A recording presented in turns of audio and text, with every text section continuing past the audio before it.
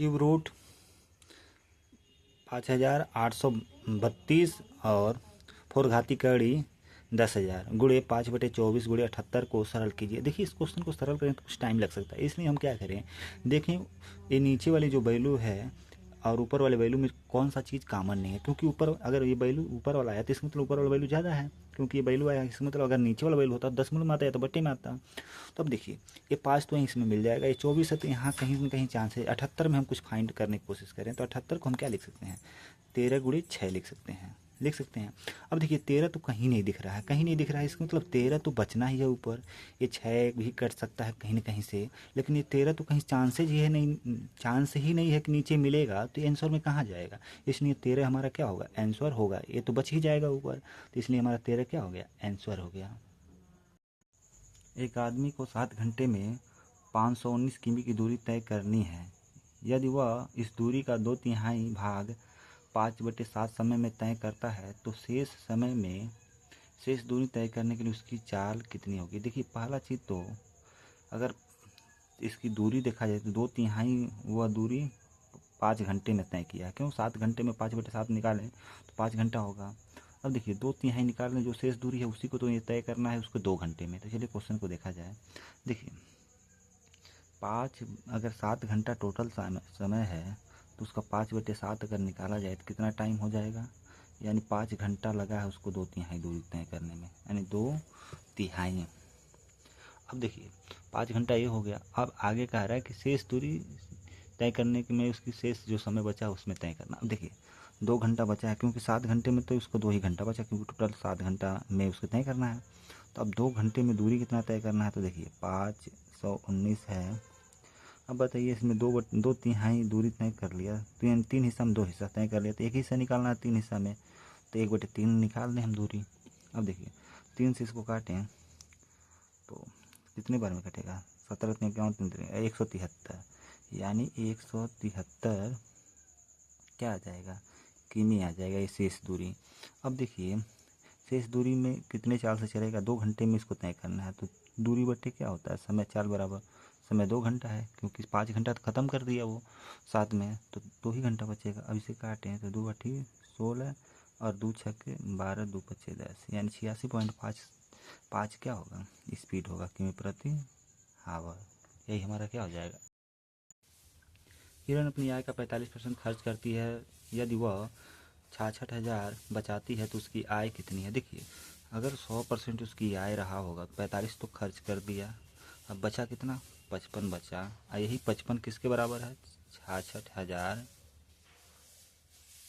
के बराबर। अब 11 से काटा, 11 × 6 66, 11 × 5 55। अब देखिए एक चीज़ बताएं, इसको अगर हम 5 को 10 बना दें तो 2 का गुणा करेंगे 10 हो जाएगा, तो इधर भी हम 2 का गुणा करना पड़ेगा तो 12 हो जाएगा, यानी 12,000। अब सिंपल सी बात बताइए, इसको 100% बनाना है क्योंकि हमें आय पता करना है, तो 1 0 इधर बढ़ाए तो 1 0 इधर भी बढ़ा देंगे, तो यानी कितना आंसर हो गया, 1,20,000। यही हमारा उसका आय हो गया, यही आंसर हो गया।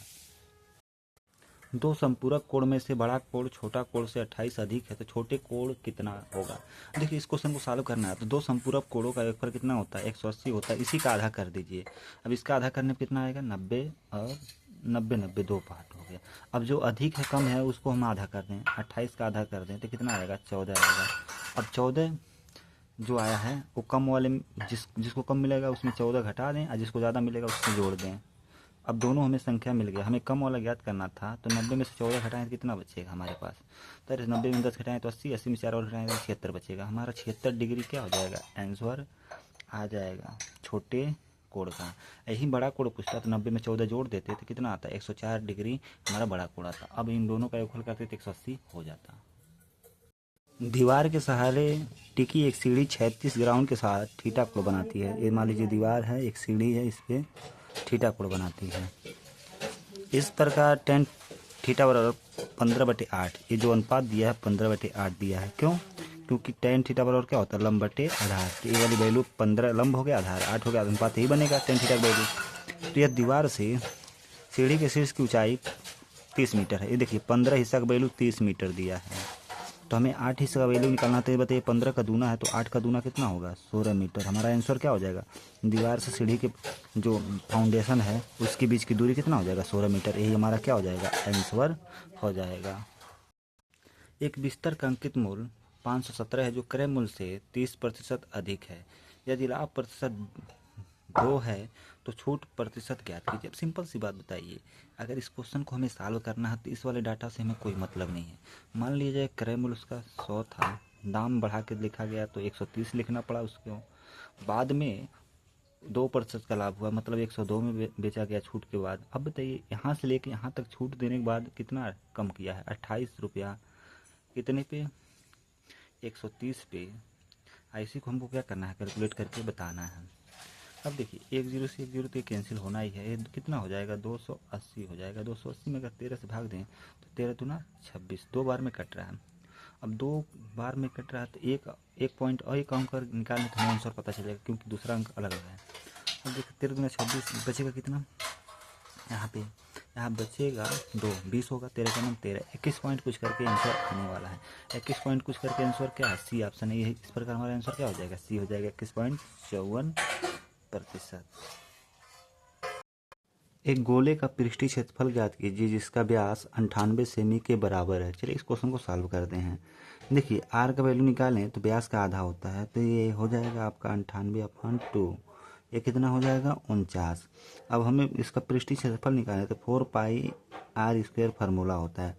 अब देखिए 4π का वैल्यू 22/7 r², मतलब 49 को 2 बार हम गुणा के रूप में लिखें क्योंकि स्क्वायर है। अब 7 से काटेंगे इसको तो 7 आएगा। अब देखिए इसका कैलकुलेशन करें तो हमारा टाइम वेस्ट हो सकता है, इसलिए हम देखें इकाई का अंक देखें तो इकाई का अंक देखें तो 9 7 63, 3 3 दूना 6 6 चौको 24, 4 आ रहा है, 4 3 जगह, तो इसलिए इकाई का अंक 9 ले। हम अंकी योग ले लें तो देखिए अंकी योग में क्या करते हैं, अंकों को जोड़ते हैं। 9 और 4 कितना हो गया 13, 13 को फिर जोड़ लेंगे जब तक एक डिजिट 9 बन जाए। देखिए 9 4 13, 13 बनाना है, इसको फिर जोड़ लेंगे, ये कितना बन गया आपका 4 है। अब देखिए 4 7 28 हुआ, 28 को फिर जोड़ लेंगे तो ये कितना हो जाएगा 1 हो जाएगा, क्योंकि अंकी योग का मतलब ये होता है कि उसको जोड़ें फिर 1 हो जाए, फिर आगे गुणा है। इनका अंकी योग कितना आ रहा है 4 हो रहा है, 4 गुणे 1 करेंगे ये वाली वैल्यू तो फिर ये 4 आएगा। अब देखिए फिर ये 4 आएगा तो 4 गुणा आगे इस 4 में करेंगे तो ये 16 आएगा, 16 को फिर अंक को जोड़ेंगे तो 7 आएगा। इसका मतलब इसका अंकी योग कितना आ रहा है 7 आ रहा है, तो हमारा आंसर में भी अंकी योग 7 आना चाहिए। जोड़ें, देखिए 3 1 4 4 12 12 8 16, 16 को फिर जोड़ें तो अंकी योग कितना आ रहा है 7 हो रहा है। इसका मतलब आंसर हो सकता है, इसको देखें 9 3 12 12 2 14 14 4 18, इसका अंकी योग 18 जोड़ेंगे तो 8 1 9 9 आ रहा है, नहीं होगा। इसका देखिए 9 4 13 13 और 5 18 18 6 24, 24 को फिर जोड़ें तो अंकी योग 6 आएगा, ये भी नहीं होगा। अगला चेक कर लें 3 3 6 6 2 8 8 16 16 4 20, 20 का अंकी योग 2 आएगा, इसका भी अंकी योग 7 नहीं आया। 7 किसका आ रहा है, केवल पहले ऑप्शन का आया 30 184। इस प्रकार यही हमारा क्या होगा आंसर।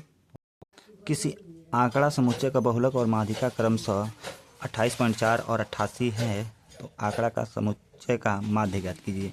देखिए बहुलक बराबर पहला चीज तो फार्मूला में मालूम होना चाहिए। बहुलक बराबर होता है 3 गुणे माध्यिका माइनस माध्य 2 गुणे माध्य। अब इसी में वैल्यू पुट कर दें, बहुलक का कितना 88 दिया, नहीं बहुलक का 28.4 दिया है वैल्यू, माध्यिका कितना दिया 88। अब 88 का 3 बार गुणा करते हैं तो 8 3 24, 8 3 24। अब देखिए कितना हो जाएगा 264 हो जाएगा, माइनस 2 गुणे माध्य हो गया। अब इसको इधर लाएं, इसको इधर भेज दें तो 2 गुणे माध्य बराबर क्या हो जाएगा 264 में से अगर हम 20 घटा दें तो 244 बचेगा, और 44 में से 8 और घटा दें तो कितना बचेगा आपका 30 बचेगा। 236 में से 0.4 और घटा दें तो 235.6 बचेगा। अब इसमें हम माध्य का वैल्यू निकालें तो इस 2 का भाग दे दें तो 2 3 5 6 में 2 से भाग दे दें, क्योंकि अगर माध्य का वैल्यू तो बट्टे में जाएगा। तो ये कैलकुलेशन करें तो 2 का नाम 2 2 का नाम 2 2 7 14 2 8 16। अब आपका आंसर इसमें कौन सा दिखाई दे रहा है? ए दिखाई दे रहा है 170.8, ये हमारा क्या हो जाएगा? आंसर हो जाएगा।